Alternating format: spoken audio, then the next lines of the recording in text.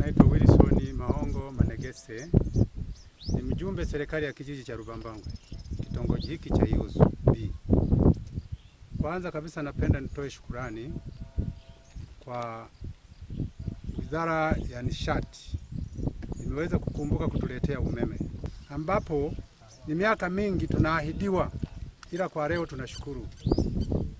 Na sasa hivi eneo hili upande wa nishati itatumika vyema. Wengi walikuwa hawawezi kupikia hata kwa nishati. Sasa hivi tuna nishati ya umeme, watu tutanunua majiko ya umeme. Na bahati nzuri kabisa au mbaya, eneo letu halikuwa na kuni, halina miti. Na maana upikaji tulikuwa tunasumbuka sana. Tunafuata ng'ambo, mikaa, usafiri nao ni shida.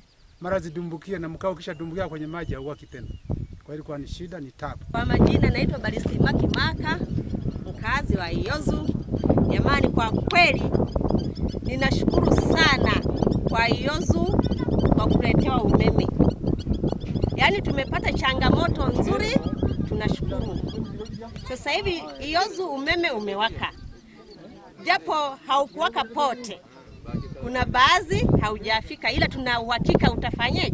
Utafika. Kwa sababu mwanzo ndio ulikuwa mgumu, sasa hivi umeshafika. Kabla ya kuja kuwepo kwa umeme huu, ni changamoto gani ambazo mlikuwa mnazipata? Kipindi bado umeme haujafika, kwa kweli tulikuwa gizani. Hata unaweza ukakanyaga hata nyoka ndani au nje, sababu ilikuwa inafanya kama vile kichaka. Tumetengwa. Ila sasa hivi tunamshukuru Samia, rais wetu, mama yetu mpendwa, ametuletea umeme. Tunamshukuru sana.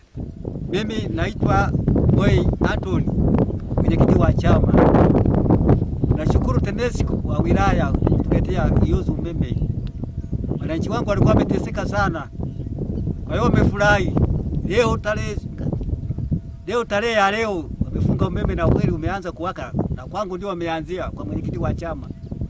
Kwa hiyo tunashukuru sana wilaya tuone na sisi kama tulivyo kwa tumetengwa tuko kisiwani.